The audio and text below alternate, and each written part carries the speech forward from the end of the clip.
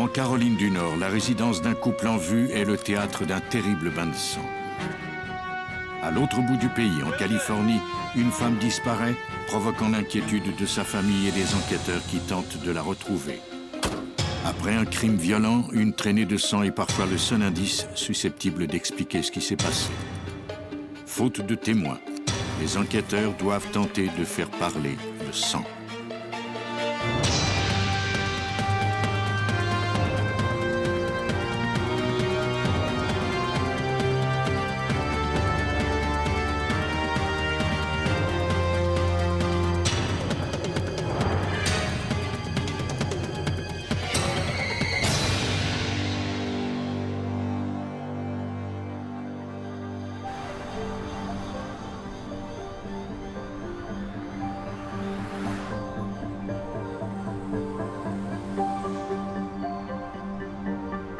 Durham, en Caroline du Nord. Le 9 septembre 2001, aux petites heures du matin, une opératrice du service d'urgence reçut un appel d'un homme appelé Michael Peterson. Peterson déclara que sa femme avait fait une chute dans les escaliers et que, bien qu'inconsciente, elle respirait encore. L'homme supplia l'opératrice de faire venir des secours au plus vite. L'opératrice envoya sur les lieux une ambulance et une voiture de patrouille. Quelques minutes plus tard, les secouristes étaient sur place. Lors d'un second appel, Michael Peterson avait déclaré que sa femme avait cessé de respirer. Dans la maison, les secouristes découvrirent le mari bouleversé, penché sur le corps de sa femme. Il déclara l'avoir découverte ainsi. Les enquêteurs l'écartèrent pour porter secours à la victime. Elle avait perdu beaucoup de sang. Ils ne trouvèrent pas de pouls et aucun signe de respiration. Kathleen Peterson était morte. Appelés sur les lieux, des techniciens firent en sorte qu'aucun élément extérieur ne vienne souiller la scène. Le lieu de tout décès soudain doit être traité comme une scène de crime. Les techniciens photographièrent le corps pour en noter l'état et la position. Ils remarquèrent une empreinte de pied sanglante sur le mollet de la victime. Ils firent des relevés minutieux, le moindre détail pouvant se révéler crucial plus tard. Une fois leur travail terminé, ils emmenèrent le corps. Le sergent Terry Wilkins était chargé de l'enquête. J'ai remarqué une quantité de sang qui m'a paru inhabituellement abondante pour une chute dans un escalier. J'avais déjà observé des blessures consécutives à une chute, mais en 18 ans de métier, je n'avais jamais vu une telle quantité de sang à la suite d'une chute accidentelle. Michael Peterson expliqua ce qui était arrivé plus tôt ce soir-là. Kathleen et lui avaient regardé un film en buvant quelques verres de vin. Pendant qu'elle était montée se coucher, il était allé près de la piscine. Puis, en rentrant dans la maison, il l'avait trouvée gisant au pied des marches. Bien que la mort fût considérée comme accidentelle, Art Holland, du service des homicides de la police de Durham, fut chargé de l'enquête. Il est habituel de procéder à une enquête dans les cas de décès accidentel, surtout si l'on soupçonne un meurtre. Le sergent Wilkins informa l'enquêteur Holland de ce qu'il savait. Il y avait une grande quantité de sang sur la victime, ainsi que sous ses pieds, sous son corps, près d'elle, sur les murs, sur les marches. Il y avait notamment des éclaboussures de sang sur les murs qui semblaient très suspectes. L'impressionnante quantité de sang éveilla les soupçons de Holland. Son instinct lui disait qu'il ne s'agissait peut-être pas d'un accident. Mais si c'était le cas, les policiers devaient le prouver. Notre technicien a filmé la scène sous plusieurs angles, pris des photos, des mesures. Tout cela a pris beaucoup de temps. Les enquêteurs notèrent dans les moindres détails tout ce qui pouvait les éclairer sur le déroulement des événements de cette nuit-là. Ils trouvèrent dans la cuisine 2 verres de vin. Cela corroborait la version de Michael qui avait déclaré que Kathleen et lui avaient partagé une bouteille de vin. Les policiers firent également des relevés de traces de sang découvertes sur une armoire de cuisine où étaient rangés les verres à vin. Ces traces de sang fourniraient peut-être la clé de l'énigme. Les enquêteurs voulaient les faire examiner par un spécialiste. Un de nos collègues a contacté le bureau d'enquête de l'État pour demander l'assistance d'un spécialiste de la morphologie des taches de sang. En attendant la venue de l'expert, les enquêteurs continuèrent de fouiller la maison. Si la victime avait été assassinée, le moindre détail était important. Dans le bureau de Michael Peterson, les enquêteurs saisirent des dossiers, des courriers électroniques imprimés, des disquettes, des CD et son ordinateur. Toutes des pièces pouvant contenir des informations utiles à l'enquête.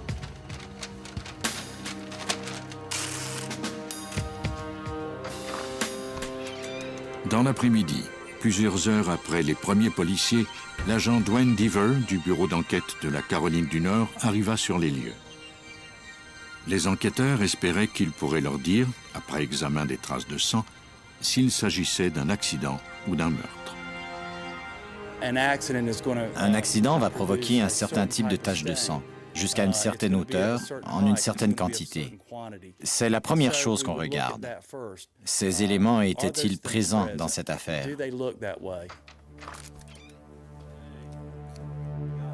D'emblée, Deaver eut des soupçons. La présence de petites éclaboussures de sang indique généralement que des coups ont été assénés avec une certaine force.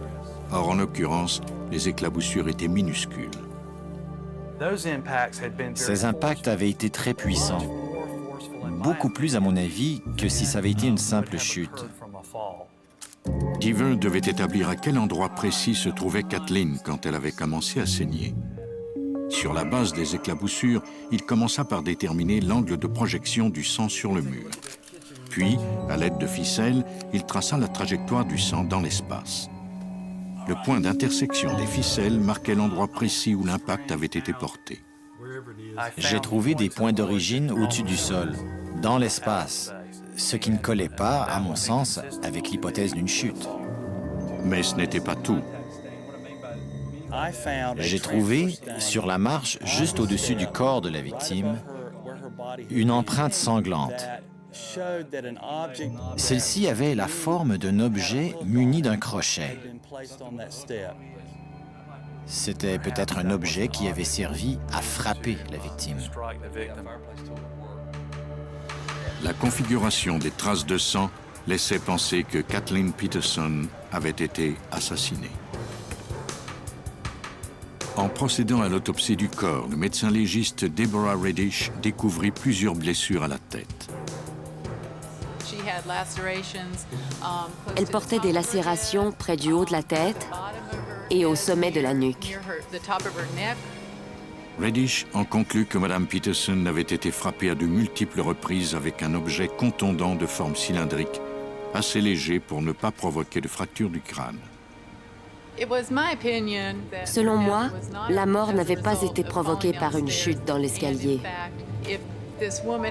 En fait, si la victime avait été retrouvée n'importe où ailleurs, on aurait pensé sans l'ombre d'un doute qu'elle avait été battue à mort.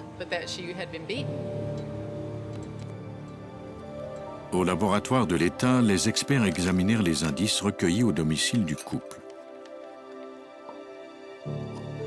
Selon Michael, sa femme et lui avaient bu quelques verres de vin le soir précédant sa mort. La police avait retrouvé 2 verres de vin sur le comptoir de la cuisine. Un expert procéda à l'examen des empreintes. Un seul des 2 verres portait des empreintes. L'autre en était exempt. L'expert compara les empreintes à celles du couple Peterson. Aucune ne correspondait à la victime, Kathleen Peterson.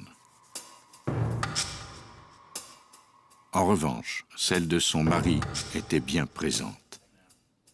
Les enquêteurs soupçonnaient Michael d'avoir placé les verres sur le comptoir de la cuisine après la mort de sa femme, afin d'étayer sa version des faits. L'enquêteur Art Holland se rappela un détail important concernant un des placards de la cuisine. La porte de ce placard de cuisine portait des traces de sang. ce qui laissait penser que quelqu'un avait pu y aller après avoir frappé la victime pour en sortir les verres et préparer sa mise en scène. Les enquêteurs soupçonnaient donc le mari de la victime, Michael Peterson. Mais il leur fallait trouver un mobile. Ils commencèrent par examiner les communications téléphoniques du couple. Art Harland voulait savoir qui était la dernière personne, en dehors de son mari, à qui Kathleen avait parlé avant sa mort. Nous avons pu établir qu'elle était encore vivante vers 23 heures ce soir-là, parce qu'elle avait téléphoné à une collègue de travail. En quête de toute information susceptible de les aider, les policiers interrogèrent la collègue de Kathleen. Celle-ci leur révéla que Kathleen l'avait appelée parce qu'elle avait besoin d'un document pour une réunion qui devait se tenir le lendemain. Elle avait demandé à sa collègue de le lui envoyer par courrier électronique, mais comme elle n'était pas à son bureau, elle l'avait prié de le lui faire parvenir à l'adresse électronique personnelle de Michael. Les enquêteurs se demandèrent si Kathleen, en relevant le courrier électronique envoyé par sa collègue, n'avait pas découvert autre chose sur l'ordinateur de son mari. Ils envoyèrent l'ordinateur chez CompuSleuth, une firme spécialisée dans l'analyse de données informatiques située à Westerville, dans l'Ohio. L'expert chargé de l'affaire, Todd Markley, remarqua immédiatement que quelqu'un avait effacé de nombreux fichiers du disque dur la nuit où Kathleen Peterson était morte. Mais il parvint tout de même à les retrouver. En réalité, l'ordinateur ne détruit pas les données. Il ne fait que libérer l'espace pour les recycler. Et si l'on sait où chercher, les données sont faciles à retrouver sur le disque dur. Markley retrouva un historique de milliers de sites pornographiques visités et de centaines de photographies téléchargées. Il découvrit aussi un échange de courrier électronique à caractère sexuel entre Michael Peterson et une prostituée. Certains de ces échanges étaient très explicites quant aux actes auxquels ils se livreraient lors de leur rencontre et aux tarifs correspondants. Les policiers en déduisirent que Kathleen était peut-être tombée sur ces échanges et qu'elle avait sommé son mari de s'expliquer. Markley découvrit aussi des courriers électroniques indiquant que les Peterson avaient des problèmes financiers. On a retrouvé un certain nombre de courriers électroniques dans lesquels ils demandaient de l'argent à des amis. Peterson avait même essayé d'encaisser le montant accumulé d'une des polices d'assurance vie de sa femme. Les enquêteurs voulaient en savoir davantage sur la situation financière des Peterson. Ils se rendirent chez l'employeur de Kathleen pour interroger la directrice des ressources humaines. Bien que Kathleen fût très appréciée dans son travail de cadre, elle faisait partie des salariés susceptibles d'être licenciés, l'entreprise devant réduire ses effectifs. On est allé sur place pour saisir des dossiers, ces documents concernant l'emploi et les assurances, pour voir si quelque chose aurait pu donner à son mari un mobile pour la tuer. Et c'est exactement ce qu'on a trouvé. Kathleen avait une police d'assurance dont le bénéficiaire devait toucher 1 400 000 $ si elle décédait par accident. Cela constituait un mobile financier de taille. Mais si Michael Peterson avait vraiment tué sa femme, la police devait identifier quel type d'arme il avait utilisé. Sans cette arme, les policiers craignaient de ne jamais pouvoir résoudre cette affaire. Puis, enfin, ils entrevirent une lueur d'espoir. La sœur de Kathleen voulait voir les enquêteurs pour leur faire part d'une information importante. Elle déclara à Art Harland que plusieurs années auparavant, elle avait offert à chaque membre de la famille un tisonnier pour la cheminée. Elle s'était d'ailleurs servie de celui de Kathleen quelques semaines avant la mort de cette dernière, mais depuis, il avait disparu. Elle en possédait un exactement identique à celui qu'elle avait offert à sa sœur Kathleen. Elle voulait que je voie à quoi il ressemblait et que je l'apporte au médecin légiste pour savoir s'il était possible que ce type d'instrument ait causé les coups mortels portés à la tête de Kathleen. Le médecin légiste Deborah Reddish avait déjà établi que les blessures avaient été provoquées par un objet contondant de forme cylindrique. Le tisonnier correspondait à cette description. Détail intéressant, il n'était pas aussi lourd qu'un tisonnier traditionnel. Il était en cuivre épais, mais creux à l'intérieur, ce qui pouvait expliquer à la fois la sévérité des lacérations du cuir chevelu et l'absence de fracture du crâne. Les policiers sentaient l'étau se resserrer sur le suspect. Mais au laboratoire de l'État, l'agent spécial Dwayne Deaver et ses collègues experts avaient encore du pain sur la planche. Ils examinèrent les vêtements que portaient les Peterson le soir de la mort de Kathleen. Ils voulaient savoir si les traces et éclaboussures de sang sur les vêtements confirmaient leur hypothèse selon laquelle Michael aurait battu sa femme à mort. Ils examinèrent le short que portait Michael à l'arrivée des policiers, espérant y retrouver des éclaboussures qui confirmeraient leurs soupçons. Quand j'ai examiné le short de Michael Peterson, il y avait des éclaboussures de sang au niveau de l'entrejambe et de la jambe. Elles avaient même traversé le tissu dans toute son épaisseur. Cela indiquait que la personne qui portait ce short se tenait debout au-dessus de la victime au moment de l'impact. Les enquêteurs voulaient aussi comparer les chaussures à la trace sanglante retrouvée à l'arrière du pantalon de Kathleen. À l'aide de poudre dactyloscopique et de pellicules électrostatiques, ils prirent une empreinte des semelles. Elle correspondait exactement à celle relevée sur le pantalon. Cela indiquait que la victime était sur le ventre. Les éclaboussures de sang sur le devant de son pantalon indiquaient qu'elle était sur le dos à un autre moment. Elle avait été battue dans plusieurs positions pendant un certain laps de temps. À un moment, elle était appuyée sur les mains et les genoux. À un autre encore, elle était sur le dos. Ou à un autre encore, elle était accroupie. C'est comme si elle essayait de monter l'escalier. L'attaque avait été à la fois brutale, sanglante et prolongée. Michael Peterson persistait à nier, mais tous les indices semblaient l'accuser.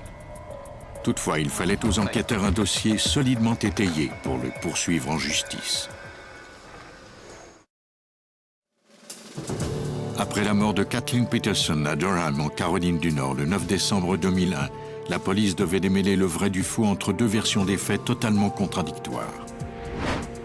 Michael Peterson, le mari de la victime, affirmait que sa femme et lui avaient passé une soirée des plus ordinaires. Selon lui, ils avaient bu une bouteille de vin et passé une soirée romantique, comme ils l'avaient déjà fait bien souvent.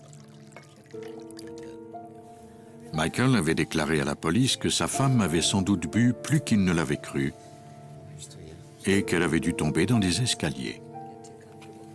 Mais les enquêteurs n'avaient retrouvé que ses empreintes à lui sur les verres de vin. Leur version des faits était complètement différente. Ils soupçonnaient Michael Peterson d'avoir battu sa femme à mort avec un tisonnier. Au laboratoire de l'État, l'agent spécial Dwayne Deaver entreprit une série d'expériences avec du sang de chèvre pour essayer de reproduire les éclaboussures de sang retrouvées sur les lieux. On a réexaminé des éclaboussures qui atteignaient une hauteur excessive de 3,60 m. On a imaginé divers scénarios qui pouvaient expliquer qu'une personne ait pu causer des éclaboussures du même type en tombant.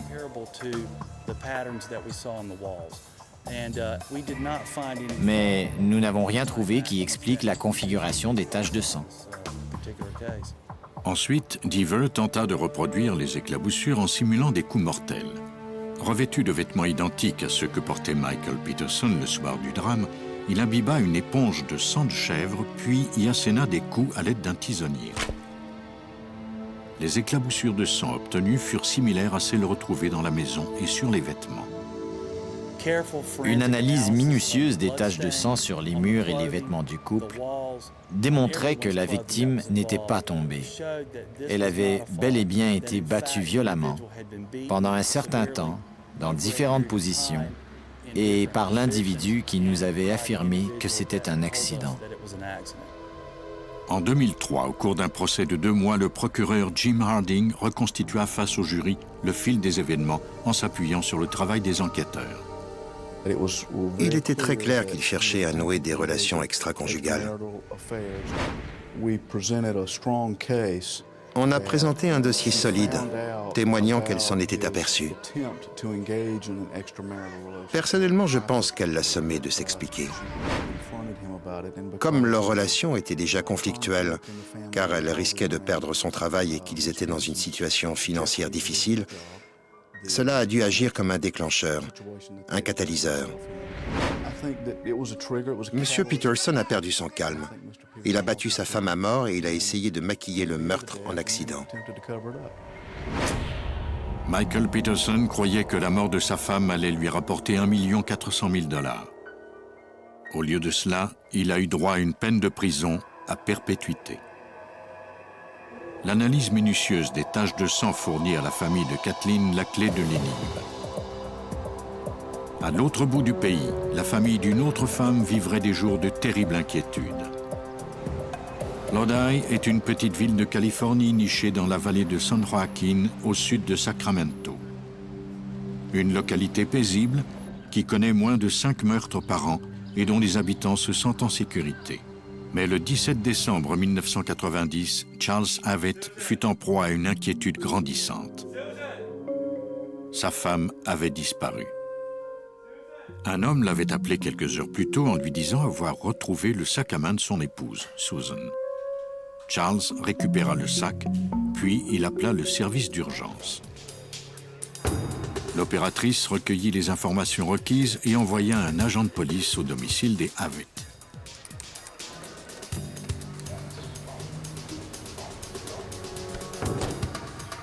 Le policier arriva en même temps que la sœur de Susan, à qui Charles avait demandé de venir. Il était inquiet pour sa femme. La famille avait toujours été très unie. Charles déclara qu'il avait appelé l'employeur de Susan. Elle ne s'était pas présentée à son travail ce matin-là. Le policier demanda à Charles quand il avait vu sa femme pour la dernière fois. Ce dernier expliqua que c'était vers 8 heures ce matin-là. Son véhicule étant en réparation dans un garage, Susan l'avait conduit à son travail. Ils avaient quitté la maison peu avant 8 heures, elle l'avait déposée et il supposait qu'elle était ensuite partie pour l'hôpital où elle travaillait. Comme le véhicule de Charles devait être prêt dans l'après-midi, sa femme ne devait pas revenir le chercher. Quand il l'avait vue pour la dernière fois, tout allait bien. Charles ajouta que c'est en rentrant chez lui dans l'après-midi qu'il avait reçu le coup de téléphone de l'homme qui avait retrouvé le sac de Susan. Il s'était rendu chez lui pour récupérer le sac. L'homme affirmait l'avoir trouvé dans une benne à ordures derrière un restaurant mexicain. Ses cartes de crédit et une grosse somme d'argent liquide avaient disparu. Le couple venait de vendre une voiture et Susan avait 4 000 $ qu'elle devait déposer à la banque ce jour-là. Pour la famille, il était impensable qu'elle ait cherché à disparaître volontairement. À la demande du policier, Charles lui remit une photo récente de sa femme. Il précisa que ce matin-là, elle était habillée de la même façon que sur la photo. Le lendemain matin, Susan Avett n'avait toujours pas donné signe de vie. Le sergent Bill Barry fut chargé de l'enquête. Il savait que la jeune femme avait peut-être disparu de son plein gré, mais même si c'était le cas, il fallait la retrouver, ne serait-ce que pour rassurer sa famille sur son sort. Il arrive que les gens disparaissent volontairement. Certains souffrent de troubles mentaux, d'autres sont malheureux et veulent changer de vie. On ne sait pas toujours ce qui se passe dans leur vie, mais on espère toujours les retrouver sains et saufs. Le sergent Barry entama une enquête de routine. On rassemble les premières informations sur la personne disparue. Sa description physique, son poids, sa taille, sa date de naissance, la voiture dans laquelle elle a été vue pour la dernière fois. On transmet aussitôt ce signalement aux autorités des environs et aux patrouilleurs.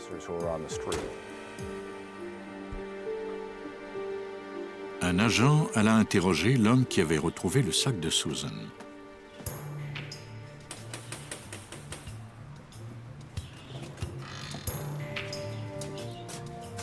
Celui-ci confirma qu'il avait découvert le sac dans les poubelles d'un restaurant où il cherchait des vieux cartons à recycler. Selon lui, le sac ne contenait ni argent ni carte de crédit. En revanche, la carte d'identité de Susan s'y trouvait. C'est ainsi qu'il avait retrouvé son numéro de téléphone. Il n'avait pas de casier judiciaire et la fouille de son domicile un peu plus tard ne donna rien. L'homme semblait de bonne foi.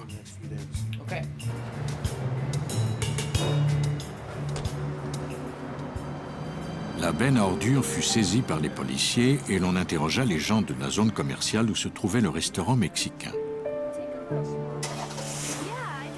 Quelques employés reconnurent Susan. Selon eux, elle fréquentait régulièrement ce centre commercial.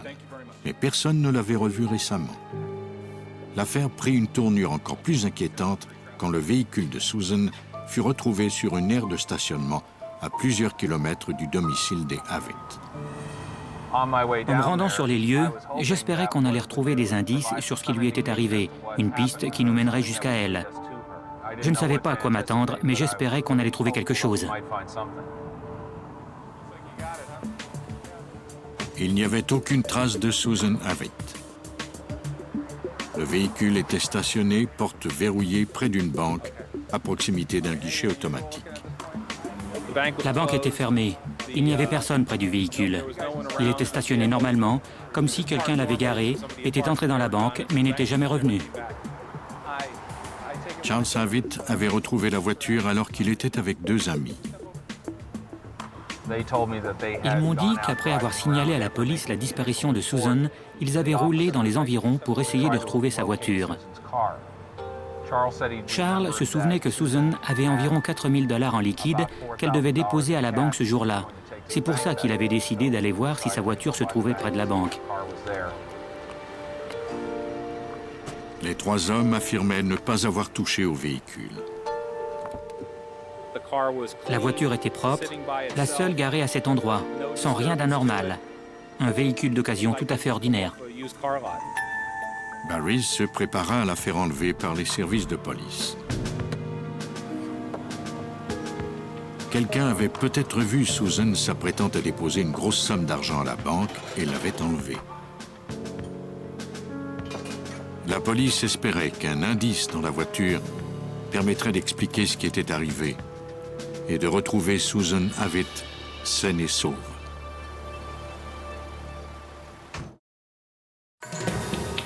Le 17 décembre 1990, Charles Avett avait déclaré que sa femme de 35 ans, Susan, avait disparu après l'avoir déposée à son travail à Lodi, en Californie.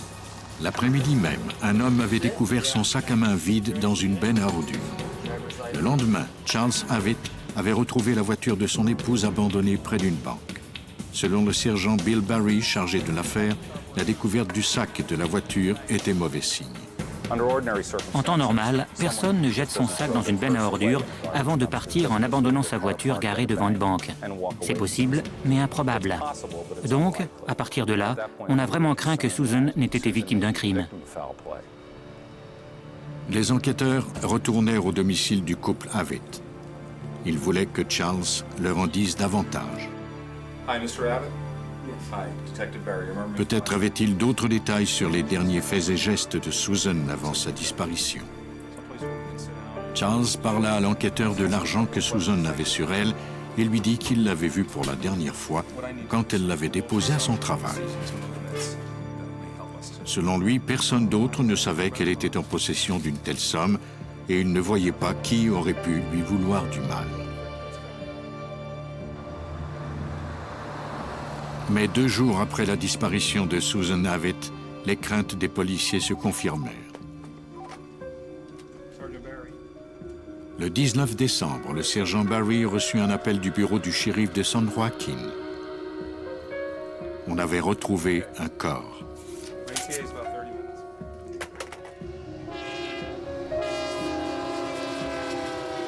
Les policiers de Lodi se rendirent sur les lieux, au pied d'un pont de chemin de fer, dans une zone rurale du comté de San Joaquin, à une trentaine de kilomètres de Lodi.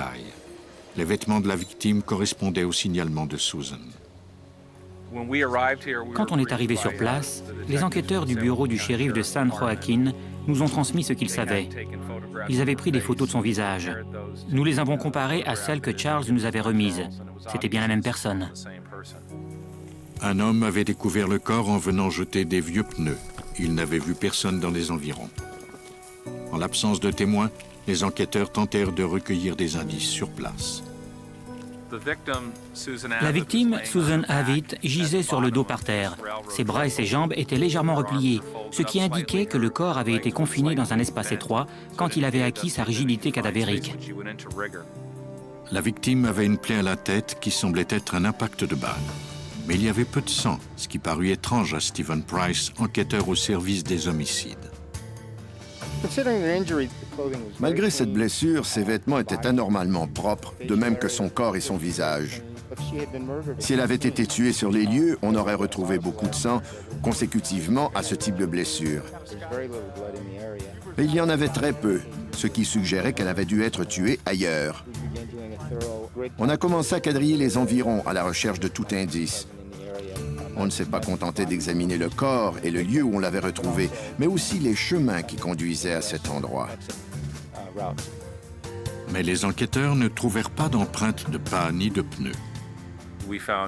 Il n'y avait pas de traces de lutte, pas de douille, rien. Elle avait été transportée là et déposée sur le sol. Le corps fut conduit au labo pour autopsie. On savait qu'il aurait été très difficile à une seule personne de transporter et de déposer le corps de Susan à cet endroit. Il fallait aussi que quelqu'un conduise la voiture de Susan jusqu'à la banque. Tout cela nous suggérait fortement la participation d'un autre individu. Et brusquement, l'enquête prit un tour nouveau. Une fois qu'on sait qu'il s'agit d'un meurtre, on passe à la vitesse supérieure. Nous avons mis toutes nos ressources disponibles sur cette enquête. Dans les affaires de meurtre, il est crucial de vérifier toutes les pistes possibles dès les tout premiers jours. Comme c'est l'habitude dans les enquêtes pour meurtre, la police décida d'interroger plus longuement Charles Avitt. Les principaux suspects sont le mari et le dernier individu à avoir vu la victime. Dans cette affaire, c'était la même personne, Charles Avitt. Il fallait lui demander s'ils avaient des problèmes de couple. Est-ce qu'ils s'étaient disputés récemment? Est-ce qu'ils avaient des problèmes d'argent? Bref, des éléments qui auraient pu constituer le mobile d'un meurtre. Charles déclara que Susan et lui s'entendaient bien. Ils n'avaient pas de problème d'argent ni de couple. L'enquêteur demanda à Charles s'il avait des armes. Celui-ci répondit qu'il possédait 2 fusils et un pistolet de calibre 22. On a demandé à Charles ce qu'il avait fait la journée où Susan avait disparu. Il fallait reconstituer son emploi du temps à la minute près. Elle l'avait déposé à l'entrepôt où se trouvait son entreprise d'électricien. Il était entré dans l'entrepôt, avait préparé le matériel dont il avait besoin ce jour-là, puis il s'était rendu à pied jusqu'à l'atelier de mécanique où sa camionnette se trouvait en réparation. Là, il avait appris qu'elle ne serait pas prête avant plusieurs heures. Il a loué une voiture et s'est rendu à quelques rendez-vous de travail. Puis, il a ramené la voiture à l'agence de location et s'est fait redéposer au garage où il a récupéré sa camionnette. Ensuite, il est rentré chez lui. Les enquêteurs notèrent avec précision toutes les allées et venues du suspect. Pendant l'interrogatoire de Charles, le médecin légiste Bill Maduros procéda à l'autopsie. Il conclut que la mort avait été causée par un impact de balle dans la tête. Il nota aussi un curieux détail. Le corps s'était pratiquement vidé de son sang et pourtant les vêtements de la victime étaient propres. J'ai soupçonné qu'elle ne portait pas les mêmes vêtements au moment où elle avait été tuée. Il nota également que la peau n'était pas tachée de sang. Elle avait été non seulement rhabillée, mais aussi sans doute nettoyée. C'était un mode d'opération très inhabituel pour un cas de meurtre. En examinant la peau aux abords de la plaie, le médecin légiste conclut à une mort par exécution. Je ne suis pas un expert en matière d'armes, mais je pouvais affirmer que c'était un calibre plus gros que du 22. Les enquêteurs soupçonnaient que l'arme du crime était un pistolet de calibre 38 ou un 357. Rien ne désignait toutefois l'auteur du meurtre. Ils continuèrent de fouiller le passé de Charles Avitt. Le sergent Barry fit des recherches sur le suspect. Ce dernier possédait effectivement plusieurs armes dûment enregistrées, les fusils et le pistolet de calibre 22 qu'il avait mentionné. Mais il y avait aussi un autre pistolet, un Magnum 357. Nous avons discuté de ces armes avec lui. Il n'a fait aucune mention d'un 357. Les enquêteurs croyaient que l'arme du crime était peut-être un 357. Alors que les soupçons pesaient de plus en plus fortement sur Charles Avitt, un fait nouveau vint s'ajouter à l'enquête. Environ 3 jours après le début de l'enquête, on a reçu un appel au poste.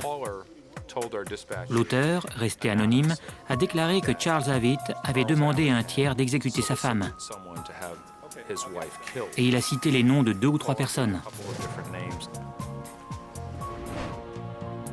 Tous les hommes nommés par l'auteur de l'appel étaient incarcérés au moment du meurtre. Si Charles Avitt avait essayé de recruter un tueur, il n'y était pas parvenu. Peut-être avait-il trouvé quelqu'un d'autre, à moins qu'il n'ait fini par s'en charger lui-même.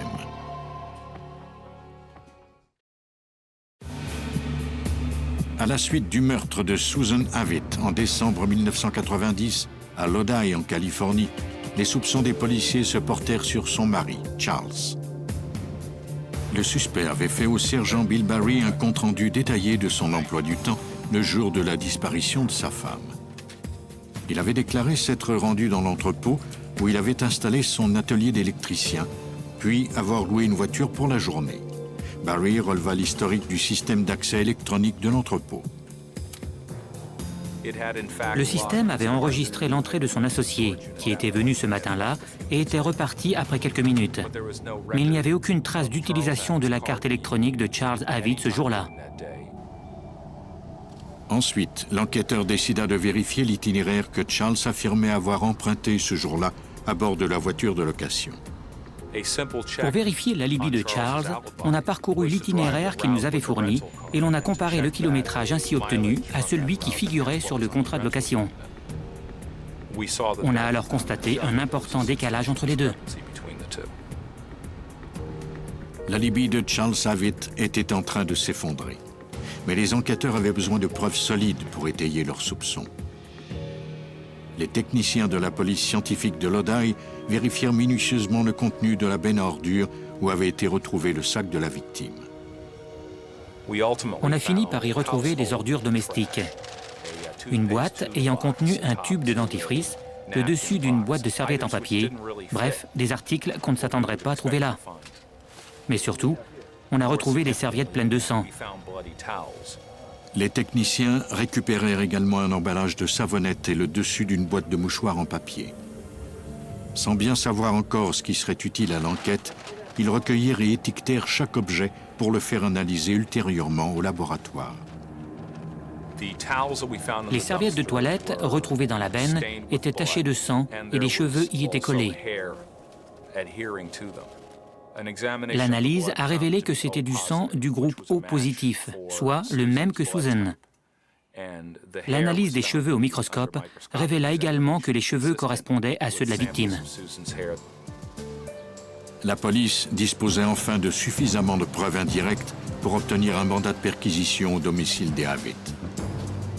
Si le sang sur les serviettes était bien celui de Susan, il y avait peut-être des serviettes identiques dans la maison où le meurtre pouvait avoir été commis.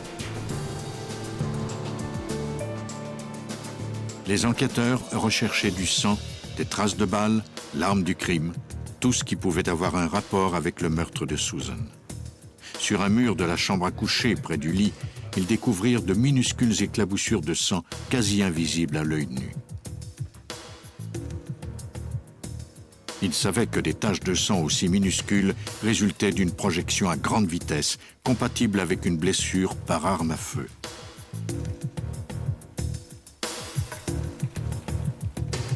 Ils remarquèrent aussi un détail sur le plancher de la chambre à coucher, un fragment de plomb provenant sans doute de la douille d'une balle de gros calibre.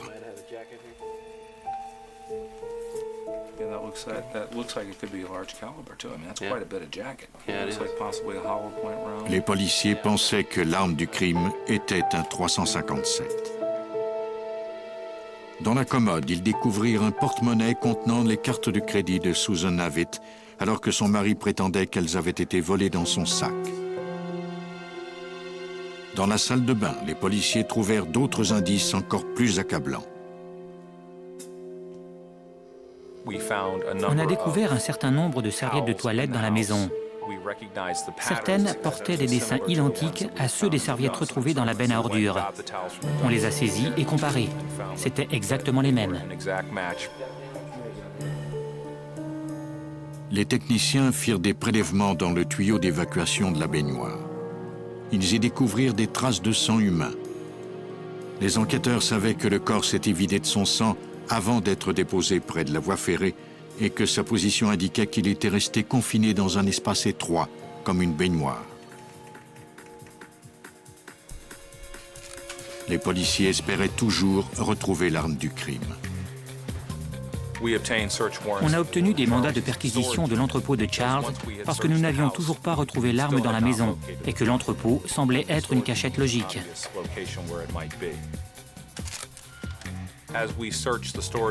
En fouillant l'atelier, on y a retrouvé un certain nombre de pièces à conviction. Il n'y avait pas d'armes, mais les policiers découvrirent une boîte de munitions pour calibre 357. C'était une boîte de 50 et il en manquait 6. On savait que l'arme employée était probablement un 357. Donc, il y avait de fortes chances que les balles manquantes aient servi à charger l'arme. Les enquêteurs découvrirent également des documents relatifs à des agences de rencontres et des catalogues de candidates au mariage. Charles Avitt leur avait pourtant dit que sa femme et lui formaient un couple solide. Les documents retrouvés indiquaient au contraire qu'il s'intéressait à d'autres femmes. Les policiers trouvèrent en outre des brochures vantant divers moyens de s'enrichir rapidement et d'autres documents indiquant que Charles Avitt avait des problèmes financiers. Cela, naturellement, nous conduisait à penser que la perspective de toucher le montant d'une assurance vie pouvait être le mobile du crime. Pour étayer leur dossier, les policiers procédèrent à une comparaison de la boîte de mouchoirs en papier retrouvée au domicile des Avitt avec le dessus recueilli dans la benne.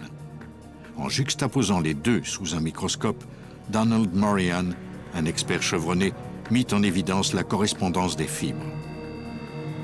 Il faut faire un examen au microscope pour voir comment les fibres de papier de la boîte s'entrecroisent. Il faut les comparer avec celles du dessus pour pouvoir déterminer si celui-ci provient bien de cette boîte. Susan Avitt avait été tuée d'une balle dans la tête. Les enquêteurs voulaient savoir quel genre d'arme avait été utilisé. L'analyse des fragments de douille retrouvés dans la chambre à coucher révélèrent qu'il s'agissait bien d'un Magnum 357. Or, Charles Avitt en possédait un et il avait omis de le déclarer à la police. Bien que les enquêteurs n'aient jamais retrouvé l'arme du crime, ils avaient désormais assez de preuves pour l'incriminer. Il fut arrêté et accusé de meurtre. En juin 1992, le procureur Thomas Testa relata à un jury ce qui s'était passé le 16 décembre 1990.